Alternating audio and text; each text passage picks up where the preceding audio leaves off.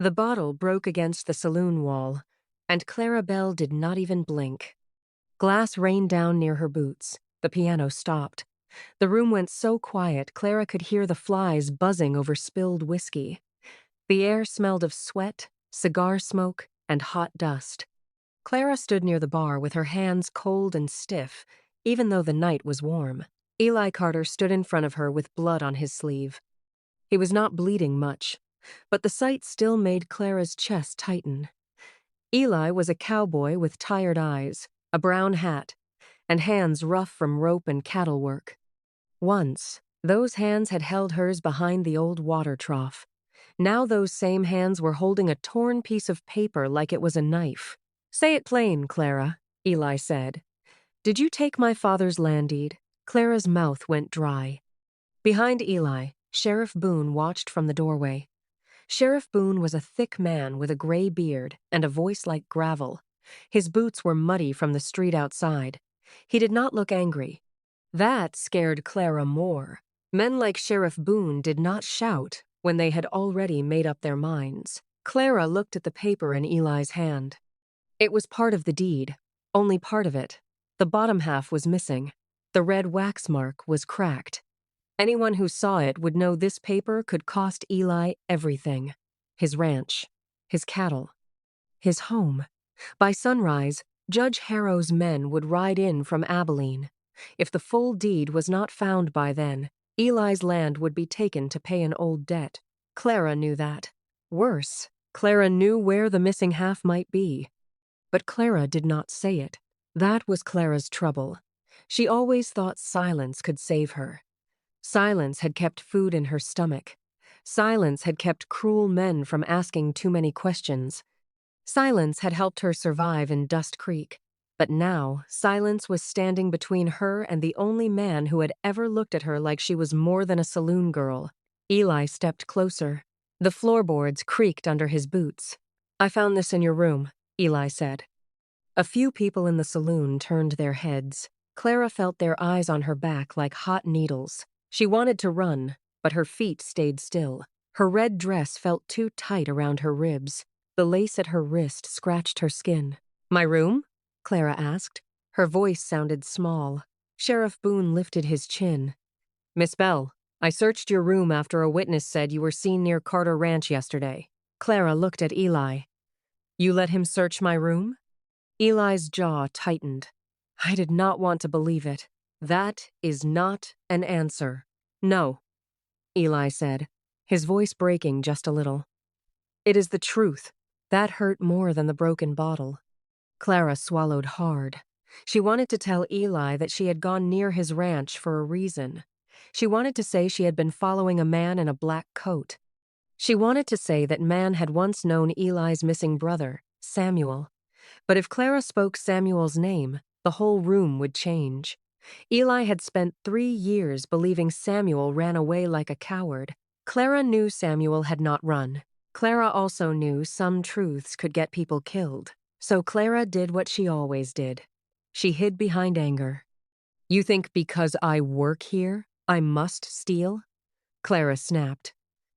"You think a woman in a saloon cannot touch paper unless she is taking it?"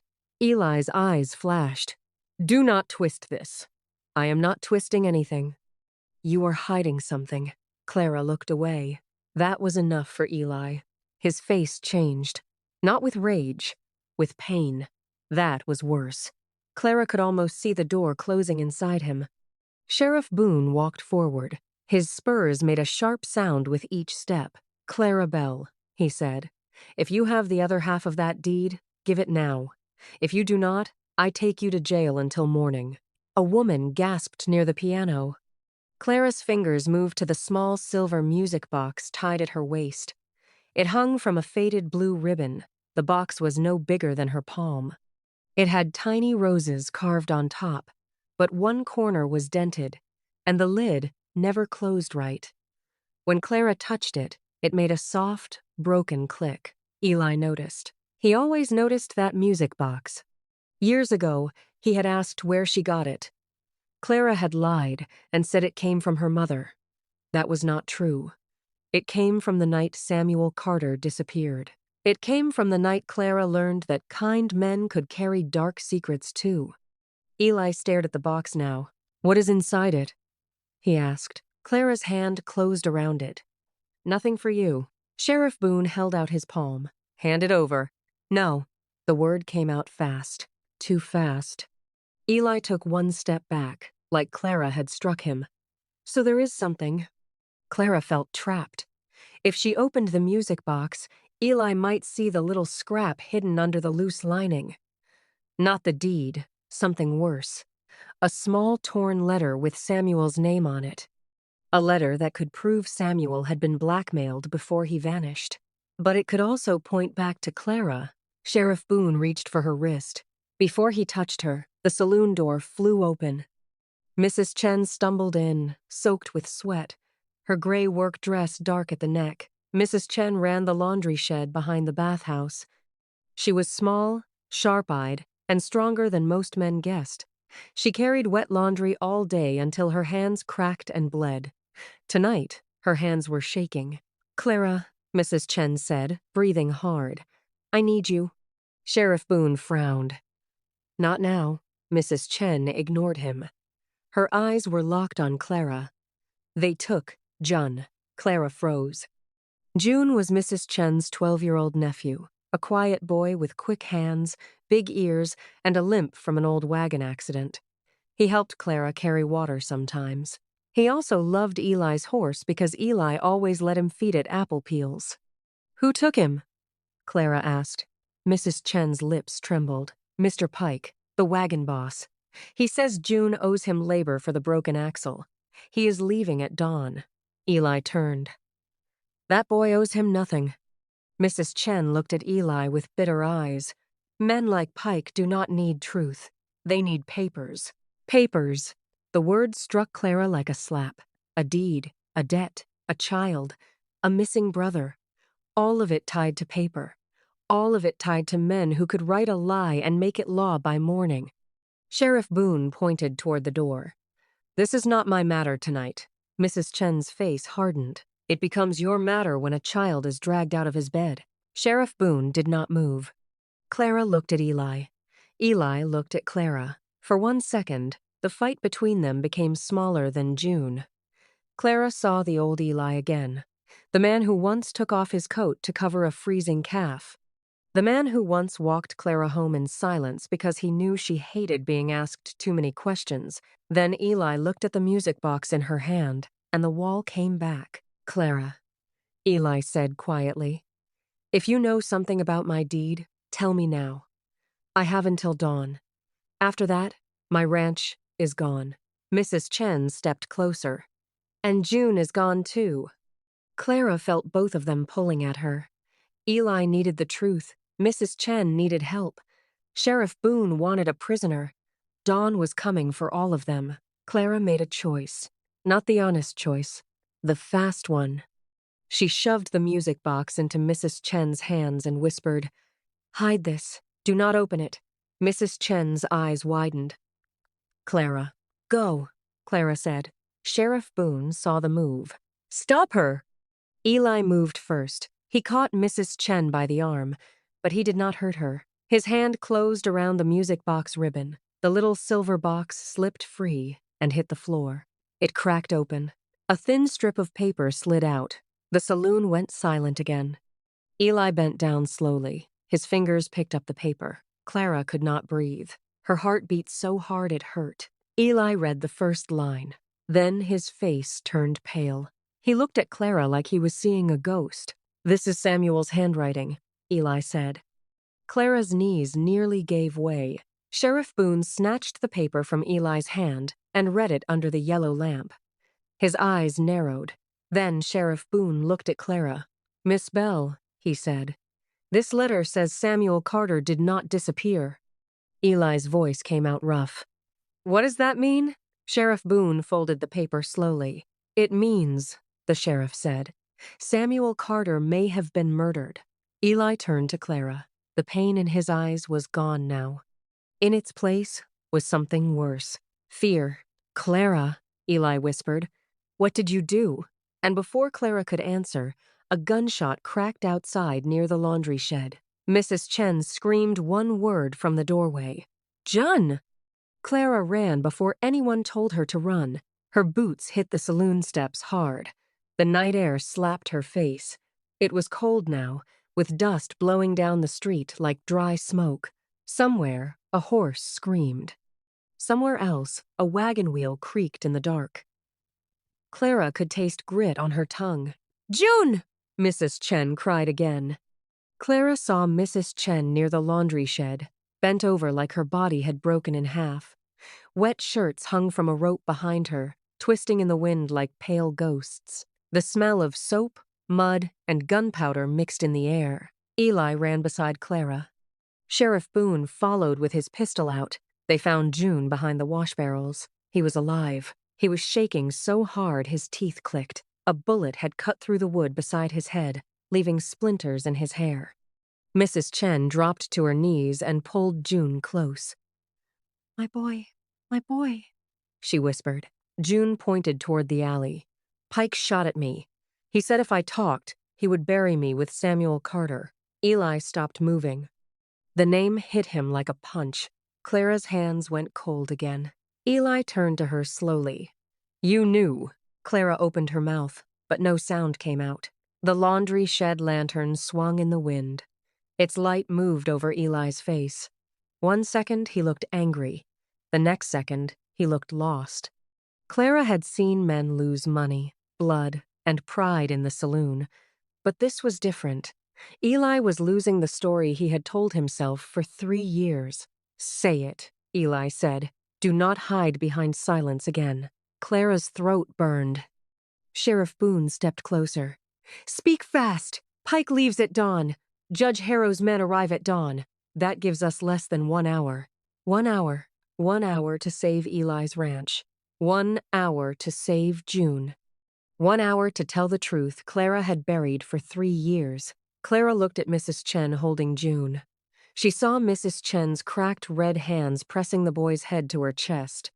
Mrs. Chen had nothing in this town except that child. And still, she had run into the saloon to ask for help. Clara touched her waist, but the music box was gone. It lay back in the saloon, broken open. The one thing Clara used to hide the past had finally betrayed her. Or maybe it had freed her. Clara looked at Eli. Samuel came to me the night he disappeared, Clara said. He was scared. He said Pike and Judge Harrow were stealing land with false debts. Samuel found proof. He hid some papers in your father's deed case. Eli's voice shook. Why did he come to you? Clara looked down. Because I used to carry messages for Pike.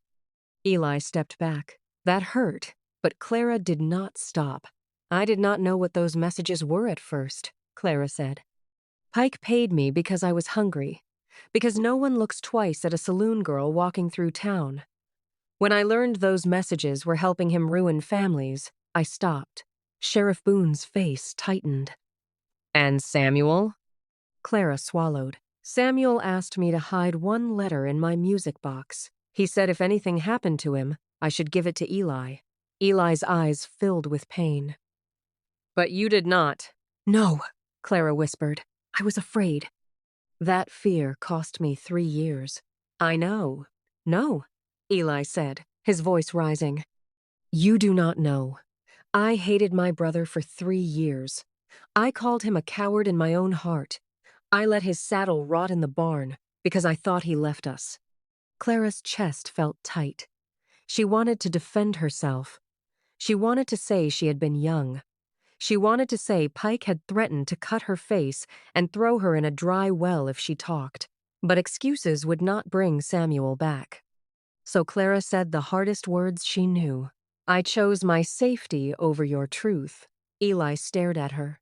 The wind moved between them. Somewhere close, June sniffed and tried not to cry. Then Mrs. Chen spoke, her voice low but sharp. Fear makes a cage, she said. But after a while, some people start calling the cage home. Clara looked at Mrs. Chen. Mrs. Chen was not only talking about Clara. She was talking about herself, too. June had once told Clara that Mrs. Chen wanted to leave Dust Creek and open a proper wash house in Sacramento. But Mrs. Chen never went. She kept saying next month, next season, after one more job, after one more debt. Fear had kept Mrs. Chen tied to the same muddy shed. Clara felt something shift inside her. Not peace, something harder. A decision. Pike has the missing half of the deed, Clara said. He kept it because he needs Eli's land before Judge Harrow arrives. There is water under Eli's north pasture. Samuel found it. That land is worth more than cattle. Eli blinked. Water? Clara nodded. Enough for a whole town. Pike is not stealing your ranch because of debt. He is stealing it because of the spring. That was the first twist Eli never saw coming. His ranch was not worthless. It was a treasure. Sheriff Boone cursed under his breath. Where is Pike now? June raised one shaking hand. Old freight barn. He tied his horses there. Eli turned at once. Clara grabbed his arm. No, he wants you angry. If you go in wild, he will shoot you and call it defense. Eli pulled his arm free. Do not tell me what to do after lying to me. Clara flinched. Then she nodded. You are right. But listen anyway. That stopped him. Clara pointed at the laundry shed. Pike thinks June ran here with nothing. But June saw where Pike kept the papers, didn't he? June's eyes widened. Under the driver's seat, in a black tin box. Sheriff Boone looked at June. Can you show me? Jun held Mrs. Chen tighter. Mrs. Chen looked at Clara. Her face was full of fear. If Jun went, he could be hurt. If Jun stayed, Pike could ride away with the papers, and the law would swallow all of them by sunrise. Clara knelt in front of June. The dirt was cold through her dress. June, Clara said softly, you do not have to be brave like grown men say. You can be scared and still point the way. June wiped his nose. Will Mr. Pike take me? Clara looked at Mrs. Chen. Mrs. Chen's face trembled. Then she stood, small but straight. No, Mrs. Chen said. He will not take you. Not while I still have hands to hold you. That was the moment Clara understood something. Love was not always soft. Sometimes, love was a woman with cracked hands standing in front of a child while a gunman waited in the dark. They moved fast. Sheriff Boone went first. Eli followed with his rifle. Clara held June's hand while Mrs. Chen carried a lantern behind them. Every step toward the freight barn made Clara's stomach twist. The street was empty now. Doors were closed. No one wanted trouble before dawn. The freight barn smelled of hay, horse sweat, and old rain. A wagon stood inside with 2 horses tied to the rail. The animals stamped and blew steam from their noses. Pike stood beside the wagon. He was tall, thin, and clean in a way that made him look colder than dirty men. His black coat was buttoned up. A pistol hung low at his side. Well, Pike said. The saloon girl finally found a voice. Eli lifted his rifle. Where is my deed? Pike smiled. Your deed? Son, paper belongs to the man who can keep it. Sheriff Boone aimed his pistol. Open the box, Pike. Pike laughed. You going to arrest me, Boone? With what proof? A scared child? A saloon girl? A cowboy who wants his land? Clara's mouth went dry, but she stepped forward. With Samuel, she said. Pike's smile faded. Clara reached into her dress pocket and pulled out the cracked silver music box. She had grabbed it from the saloon floor before running outside. The lid hung crooked now, but the little wheel inside still worked. She turned the key. A thin, broken tune filled the barn. It was soft, almost too soft to hear over the horses. Pike's face changed. Eli saw it. Sheriff Boone saw it. Clara kept her eyes on Pike. Samuel gave me this music box because he knew you would remember it. Pike whispered. That box burned. Clara's heart jumped. There it was. The mistake. Sheriff Boone's eyes narrowed. Burned where? Pike's mouth shut. Eli took one slow step forward. Where did it burn, Pike? Pike reached for his pistol. Everything happened fast. Mrs. Chen threw the lantern at the ground near Pike's boots. It shattered. Fire jumped across spilled lamp oil. The horses screamed and pulled against the rail. Pike stumbled back. Eli fired once. The bullet knocked Pike's pistol from his hand. Sheriff Boone rushed him and slammed him against the wagon. Pike fought, but Sheriff Boone was stronger. In seconds, Pike was on the ground with his wrists tied. June crawled under the wagon seat and pulled out the black tin box. His small hands shook as he gave it to Eli. Eli opened it. Inside was the missing half of the deed, and under it was something no one expected: Samuel Carter's wedding ring. Eli went still. Clara's breath caught. Sheriff Boone looked down at Pike. "Where is Samuel?" Pike spat blood into the dirt. "Ask the saloon girl." Eli looked at Clara again, but this time, Clara did not look away. "I do not know where Samuel's body is," Clara said, "but I know he was not killed that night." Eli's face went white. "What?" Clara held the music box in both hands. "Samuel was alive when Pike dragged him away. I heard Samuel say one thing." Eli's voice was barely a whisper. "What did he say?" Clara's eyes burned. He said, "Tell Eli, I did not leave him." Eli lowered his rifle. For a long moment, he did not speak. Then he turned away and pressed one hand against the wagon. His shoulders shook, once, just once. But Clara saw it.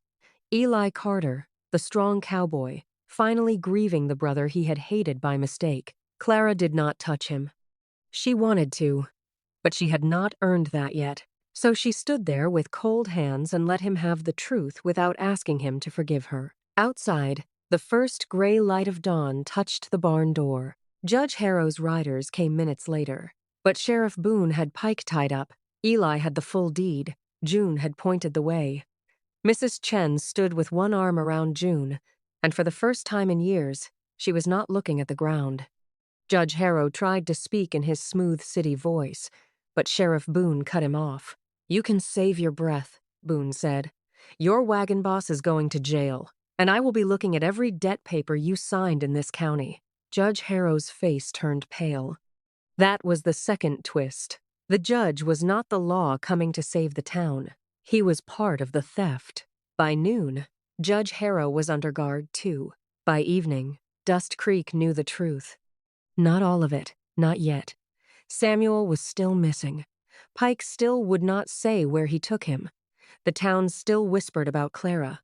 Some called her brave, some called her guilty. Both felt too heavy to carry. Eli found Clara behind the laundry shed at sunset. The air smelled of wet cotton and wood smoke. Clara was helping Mrs. Chen hang shirts on the line. Her arms ached from lifting the heavy cloth. June sat nearby, carving a little horse from scrap wood. Mrs. Chen had made her own choice, too. She was leaving Dust Creek with Jun after Pike's trial. Not because she was running, because she was done waiting, for fear to give her permission. Eli stood near Clara but did not come too close. "I owe you thanks," he said. Clara pinned a shirt to the line. "You owe me nothing." "I owe you anger, too." Clara nodded. "Yes." "And questions." "Yes." Eli looked at the cracked music box sitting on the wash bench. "That thing caused a lot of pain." Clara touched the dented lid. "It held pain. That is not the same." Eli looked at her then. The setting sun made his face tired and gold. "Why did you keep it all these years?" he asked. Clara breathed in slowly. The air was sharp with soap. "Because if I gave it away, the truth would become real," Clara said. "And if the truth became real, I would have to become someone different." Eli was quiet. Then he said, "I do not know how to trust you today." Clara felt the words sting, but she did not run from them. "I know," she said. "I do not know if I can love you the way I did before." Clara's eyes filled, but she kept her voice steady. "Then do not promise it." Eli looked surprised. Clara gave him the music box. "Keep it," she said. "Not because I want you to forgive me. Keep it because Samuel wanted the truth to reach you. It belongs with you now." Eli took it. His fingers brushed hers. That small touch hurt more than a kiss would have. Eli turned the key. The broken tune played for a few seconds, thin, and uneven. Then it stopped. June looked up from his wooden horse. "It sounds sad." Mrs. Chen tied a sheet to the line and said, "Sad things can still make sound." Eli looked at Clara. "I am going north tomorrow to search the old trail. If Samuel lived past that night, someone saw him." Clara nodded. "I will tell Sheriff Boone everything I remember." Eli looked at the music box in his hand. "And after that?" Clara's chest tightened. This was the part where old stories gave easy answers. A kiss, a promise, a wedding before winter. But Clara and Eli were not easy people anymore. "After that," Clara said, "I learn how to stop hiding." Eli gave a small, tired smile. "And I learn how to stop loving ghosts." The words sat between them, not soft, not cruel, true. Eli stepped closer and placed the music box back on the wash bench, between them.